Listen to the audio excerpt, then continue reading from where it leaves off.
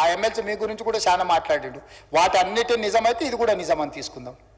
Same MLC మీ గురించి, మీ కుటుంబం గురించి, మీ వ్యవహారాల గురించి సంవత్సరాల నుంచి మాట్లాడుతున్నాడు. అవన్నీ ఒకసారి లైనప్ చేసి ఇక్కడ పెట్టి అవన్నిటిని మీరు ఏకగ్రీవంగా ఆమోదించి ఇప్పుడు ఆయన మాట్లాడింది కూడా ఆమోదిద్దాం. ఇక ఆయననే ప్రాతిపదికగా తీసుకుందాం. పరిమితమైన సమాచారంతో, పరిమితమైన అవగాహనతో ఎవరైనా మాట్లాడినా బాధ్యత కలిగిన ప్రతిపక్ష నాయకుడిగా చంద్రశేఖరరావు గారు తప్పు ప్రభుత్వం చిత్తశుద్ధితో చేసింది. సరే, మాకేదో భయం ఉండి మేము పాల్గొనలేదు.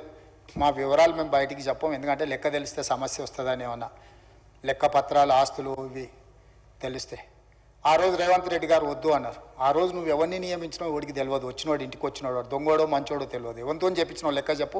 ఇవాళ మొత్తం ప్రభుత్వ ఉద్యోగులు, టీచర్లు, ప్రభుత్వ సిబ్బందితో చేపించి మా బట్టి విక్రమార్క గారు ప్లానింగ్ డిపార్ట్మెంట్ చేయించింది. ఎవరిని పడితే వాడిని ఇంట్లోకి దోలలే. మేం చేసిన దానికి మీరు చేసిన దానికి ఆకాశం అంత అంతరం ఉంది.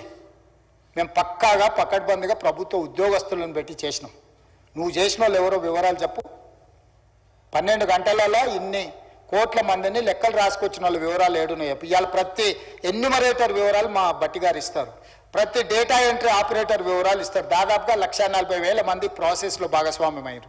1,40,000 మంది యొక్క వివరాలు ప్రభుత్వంలో ఏ హోదాలలో వాళ్ళు ఉద్యోగాలు చేస్తారో వాటన్నిటినీ మేము చెప్తాం అధ్యక్ష, ఇస్తాం. నువ్వు చేసిన వాళ్ళ వివరాలు చెప్తావా?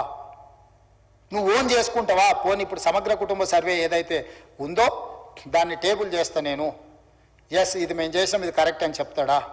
మాదిగా ఉపకులాల్లో తెలంగాణ రాష్ట్రంలో ఉన్నది 59. ఆ సుఖమైన ఆయన లెక్క చేస్తే 82 కులాలు తేలినాయి. ఏడికెళ్ళి తేవాలి అధ్యక్ష మిగతా కులాలు? ఎవరు తేవాలి? ఇంకా మా దామననే చెప్పాలి మరి ఆ కులాలు ఎక్కడి నుంచి వచ్చిన తెలంగాణ రాష్ట్రంలో. ఈ ఆయన లెక్కలు ఇక సరే, అదొకటి. అదేవిధంగా తెలంగాణ సంస్కృతి అధ్యక్ష, ఎప్పుడైనా తెలంగాణ భాష పట్ల, తెలంగాణ సంస్కృతి పట్ల, తెలంగాణ సాంస్కృతికోత్క ఉద్యమం చేసిన వాళ్ళ గురించి ఎప్పుడైనా ఆలోచన చేసిండా అధ్యక్ష?